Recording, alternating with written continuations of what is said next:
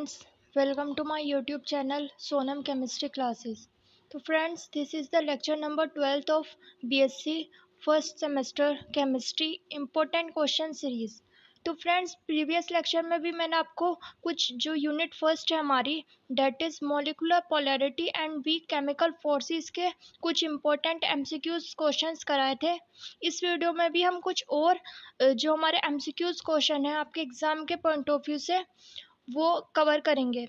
तो देखते हैं one by one. Let's start our lecture. तो फ्रेंड्स सबसे पहला जो है हमारा जो क्वेश्चन है that is which one of the following pairs of molecule will have permanent dipole moment for both members.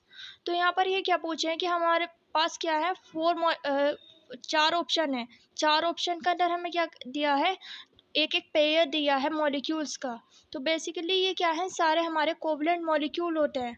मैंने आपको प्रीवियस लेक्चर में भी बताया था कि जो हमारा क्या होता है डाइपोल मोमेंट होता है। डाइपोल मोमेंट हमें क्या बताता है, किसी भी कोवलेंट मॉलिक्यूल के अंदर जो overall percentage of ionic character होता है या फिर ओवरऑल पोलैरिटी होती है वो हम से पता करते हैं, डाइपोल मोमेंट की हेल्प से पता करते हैं। तो यहाँ पे हमें ऐसा पेयर बताना है जिसमें दोनों मॉलिक्यूल्स के अंदर क्या हो, परमानेंट डाइपोल मोमेंट हो, यानी कि ओवरऑल मॉलिक्यूल के अंदर पोलैरिटी प्रेजेंट हो। तो इसमें जो हमारा ये सी ऑप्शन होता है वो करेक्ट होता है। देखते हैं किस तरीके से हम क्या करेंगे। इसके लिए दोनों जो हमारे NO2 है और O3 है, इन दोनों की क्या बनाएंगे, स्ट्रक्चर बना के चेक करेंगे। यहाँ पे मैंने क्या करी है, नाइट्रोजन डाइऑक्साइड और जो ओजोन है दोनों की स्ट्रक्चर बनाई है। तो समझते हैं इनमें दोनों में डाइपोल मोमेंट किस तरीके से होता है। तो जो डाइपोल मोमेंट होता है और बॉन्ड मोमेंट होता है ये दोनों क्या होते हैं, डिफरेंट होते हैं। डाइपोल मोमेंट का मतलब होता है ओवरऑल मॉलिक्यूल के अंदर हम क्या कर रहे हैं, पोलैरिटी निकाल रहे हैं। जबकि बॉन्ड मोमेंट का मतलब क्या होता है कि जो हमारा कोवलेंट कंपाउंड है, जो हम मॉलिक्यूल ले रहे हैं उसके जो बॉन्ड है उसके अंदर हम पोलैरिटी निकाल रहे हैं। तो यहाँ पर हम देखेंगे कि ये क्या है, नाइट्रोजन ऑक्सीजन के बीच में भी क्या होगा, ये जो बॉन्ड बनना है इसमें भी पोलैरिटी होगी क्योंकि दोनों क्या है, ये इलेक्ट्रोनेगेटिविटी यहाँ पर डिफरेंस है। तो हम जानते हैं किस तरीके से हम दिखाएंगे इसे। ये क्या है, FON। तो यहाँ पर ये इस तो फ्रेंड्स डाइपोल मोमेंट को हम क्या दिखाएंगे, इस एरो से दिखाते हैं। तो यहाँ पर क्या होगा, जहाँ पर मोर इलेक्ट्रोनेगेटिव एटम होगा वहाँ पे एरो का ये वाला पार्ट इस तरफ होगा, और यहाँ पर क्या है, जो लेस इलेक्ट्रोनेगेटिव एटम होगा उसके पास क्या होगा, ये वाला जो एरो का पार्ट है वो उस तरफ होगा। तो यहाँ पर क्या है, ये वाला बॉन्ड मूवमेंट है। अब देखते हैं इसकी ये जो दूसरा बॉन्ड है वो क्या है, ये नाइट्रोजन ऑक्सीजन के बीच में। तो यहाँ पर भी क्या होगा, बॉन्ड मूवमेंट बिल्कुल सेम होगा। तो यहाँ पर भी क्या होगा, इस तरीके से बॉन्ड मूवमेंट हो जाएगा। तो यहाँ पर देख रहे हैं हम कि ये दोनों ऑक्सीजन है ये क्या है, सेम पोजीशन पर प्रेजेंट है। यहाँ पर भी ये जो नाइट्रोजन और ऑक्सीजन का बॉन्ड है वो इस साइड प्रेजेंट है, और फिर ये वाला जो नाइट्रोजन ऑक्सीजन का बॉन्ड है वो भी इस तरीके से टिल्ट होकर यहाँ पर टेढ़ा होकर यहाँ पर प्रेजेंट है। अब बात करते हैं एक और यहाँ पे बॉन्ड मूवमेंट होगा। अब वो किसका होगा, वो होगा इस लोन पेयर और नाइट्रोजन के बीच का। क्योंकि लोन पेयर जो है, लोन पेयर क्या है, यहाँ पर इलेक्ट्रॉन डेंसिटी ज़्यादा है। तो यहाँ पर क्या होगा, पार्शियल नेगेटिव चार्ज होगा, और यहाँ पर क्या होगा, नाइट्रोजन के ऊपर पार्शियल पॉजिटिव चार्ज होगा। तो अगर हम इसे दिखाना चाहें इसके अंदर बॉन्ड मूवमेंट, तो वो किस तरीके से होगा, वो इस तरीके से होगा। तो ये वाले तो हो सकता है कि ये जो दोनों, ये नाइट्रोजन ऑक्सीजन, ये वाला नाइट्रोजन ऑक्सीजन जो बॉन्ड है ये एक दूसरे के बॉन्ड मोमेंट को कैंसिल कर दें। लेकिन ये जो नाइट्रोजन और ये वाला जो लोन पेयर और नाइट्रोजन के बीच का बॉन्ड मोमेंट है वो क्या होगा, कैंसिल नहीं हो पाएगा। तो यहाँ पर क्या होगा, कुछ डाइपोल मोमेंट आ जाएगा ओवरऑल मॉलिक्यूल के अंदर। तो ये क्या होगा, इसके अंदर परमानेंट डाइपोल मोमेंट होगा। अब बात करते हैं हम ओजोन की। तो ओजोन में हम देख रहे हैं यहाँ पर, क्योंकि ये दोनों ही एटम क्या है, सेम है। यहाँ पर भी दोनों ऑक्सीजन है, यहाँ पर भी ऑक्सीजन है। हम जानते हैं कि इलेक्ट्रोनेगेटिविटी डिफरेंस की वजह से आयोनिक कैरेक्टर आता है किसी भी कोवलेंट मॉलिक्यूल के अंदर। लेकिन यहाँ पर तो क्या है, एटम सेम है, फिर भी यहाँ पे डाइपोल मोमेंट क्यों है, वो है यहाँ पर कि क्योंकि यहाँ पे ऑक्सीजन पे क्या है, प्लस चार्ज है, और ये वाले ऑक्सीजन पे क्या है, नेगेटिव चार्ज है। क्योंकि इस वाले ऑक्सीजन ने क्या करा है, अपना इलेक्ट्रॉन दिया है, लोन पेयर का इलेक्ट्रॉन दिया है बॉन्ड बनाने के लिए। तो यहाँ पर प्लस चार्ज है और यहाँ पर ऑक्सीजन पर क्या है, माइनस चार्ज है। तो यहाँ पर जो बॉन्ड मूवमेंट हम दिखाएंगे वो एरो से दिखाएंगे। जहाँ पर हमारी इलेक्ट्रॉन डेंसिटी ज़्यादा होगी वहाँ पर पार्ट, ये वाला एरो का ये वाला पार्ट वहाँ पर होगा। तो यहाँ पर जहाँ इलेक्ट्रॉन डेंसिटी कम होगी वहाँ पर इस एरो का ये वाला पार्ट होगा। तो यहाँ पर क्या होगा, इस वाले बॉन्ड मूवमेंट की वजह से ओवरऑल मॉलिक्यूल के अंदर डाइपोल मूवमेंट आ जाएगा। तो इन दोनों के ही अंदर क्या होगा, परमानेंट डाइपोल मूवमेंट होगा। आई होप मेरी बात आपको समझ में आई हो। अगर आपको इसमें कोई भी डाउट है तो आप मुझे कमेंट सेक्शन में लिखकर पूछ सकते हैं। Now let's move on the next question. तो फ्रेंड्स नेक्स्ट क्वेश्चन है हमारा, विच of the following bond is not polar. यानी कि हमें बताना है ये जितने भी बॉन्ड हैं यहाँ पर उनके अंदर कौन सा नॉन पोलर है। तो पोलैरिटी कब आएगी, जब वहाँ पर इलेक्ट्रोनेगेटिविटी डिफरेंस होगा। और इलेक्ट्रोनेगेटिविटी डिफरेंस जब होगा जब दोनों एटम्स क्या होंगे, डिफरेंट होंगे। अब यहाँ पे हम देख सकते हैं कि हमारी ये वाला बॉन्ड, ये और ये जो तीनों बॉन्ड हैं इनमें दोनों एटम जो है बॉन्ड के वो डिफरेंट हैं। तो कुछ ना कुछ तो यहाँ पर इलेक्ट्रोनेगेटिविटी डिफरेंस होगा जिसकी वजह से पोलैरिटी आ जाएगी इन बॉन्ड्स के अंदर।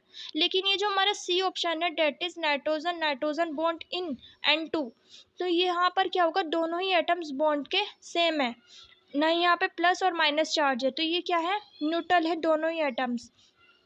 तो इन पे क्या होगा, यहाँ पर क्योंकि दोनों एटम सेम है तो इलेक्ट्रोनेगेटिविटी डिफरेंस यहाँ पर नहीं होगा, जिसकी वजह से यहाँ पे आयोनिक कैरेक्टर भी नहीं होगा। तो इसलिए ये क्या होगा, नॉट पोलर बॉन्ड होगा। तो ये C option is correct option.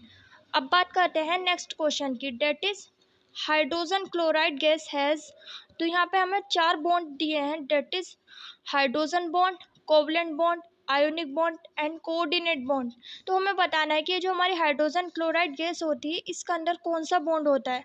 तो सभी जानते हैं जो हाइड्रोजन क्लोराइड होती है उसके अंदर क्या होता है, कोवलेंट बॉन्ड होता है, क्योंकि वहाँ पर क्या होती है, शेयरिंग ऑफ इलेक्ट्रॉन होती है।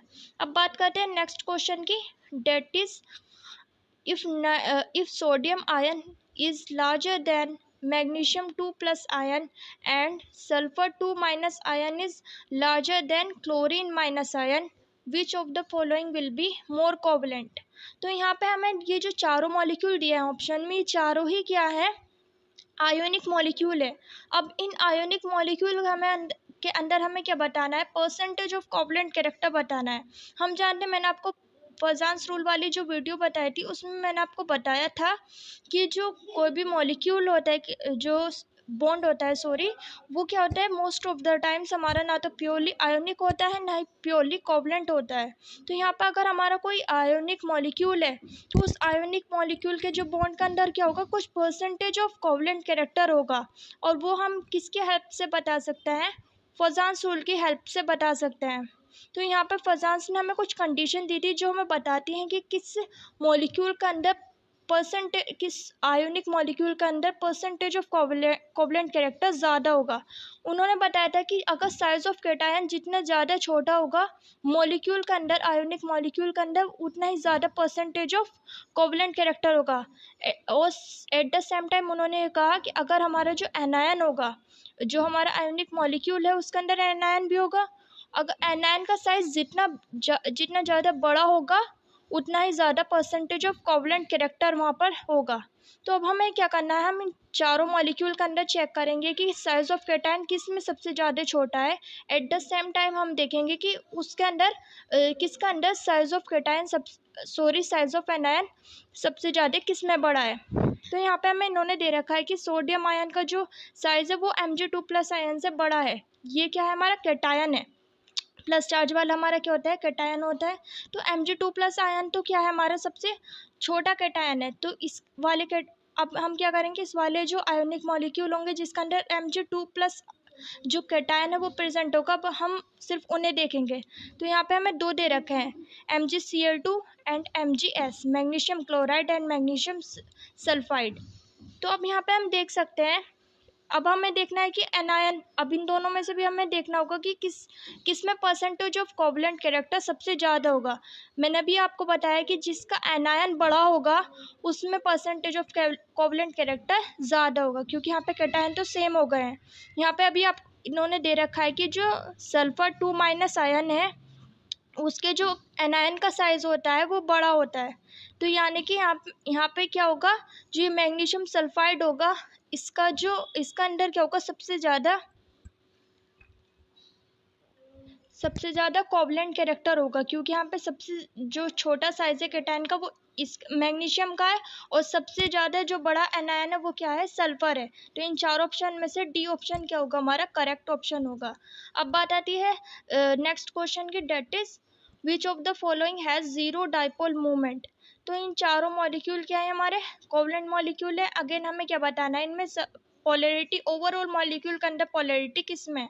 अब बात करें CO2 की, CO2 क्या होता है, हमारा लीनियर मॉलिक्यूल होता है। लीनियर मॉलिक्यूल होने की वजह से यहाँ पर क्या होता है, जीरो डाइपोल मूवमेंट होता है। तो यहाँ पर ये पहला ही ऑप्शन क्या हो जाएगा, करेक्ट ऑप्शन हो जाएगा। जबकि जो H2O है, SO2 है और अमोनिया है, ये इनमें क्या होगा, कुछ डाइपोल मूवमेंट यहाँ पर होगा, क्योंकि यहाँ पर क्या होगा, ओवरऑल मॉलिक्यूल के अंदर पोलैरिटी होगी। तो फ्रेंड्स, यहाँ पर मैंने आपको 5 क्वेश्चन जो MCQ हैं उनके आंसर भी आपको साथ साथ मैंने एक्सप्लेन किए। नेक्स्ट वीडियो में भी हम कुछ और इम्पोर्टेंट MCQs क्वेश्चन करेंगे, देन हम ये यूनिट कंप्लीट कर देंगे। इस यूनिट के जो इम्पोर्टेंट क्वेश्चन हैं उन्हें कंप्लीट कर देंगे। फिर हम क्या करेंगे, सेकंड यूनिट के इम्पोर्टेंट टॉपिक्स को कवर करेंगे। तो मैं इस वाली प्लेलिस्ट का लिंक आपको डिस्क्रिप्शन में ऐड कर दूँगी, और आप और भी वीडियोस देख सकते हैं यूनिट फर्स्ट से रिलेटेड, जिसमें मैंने आपको यूनिट फर्स्ट के इम्पोर्टेंट टॉपिक्स कवर कराए हैं। तो अगर आपको मेरी वीडियो पसंद आ रहे हैं तो please like this video, share this video with your friends too. Thanks for watching this video. Have a nice day.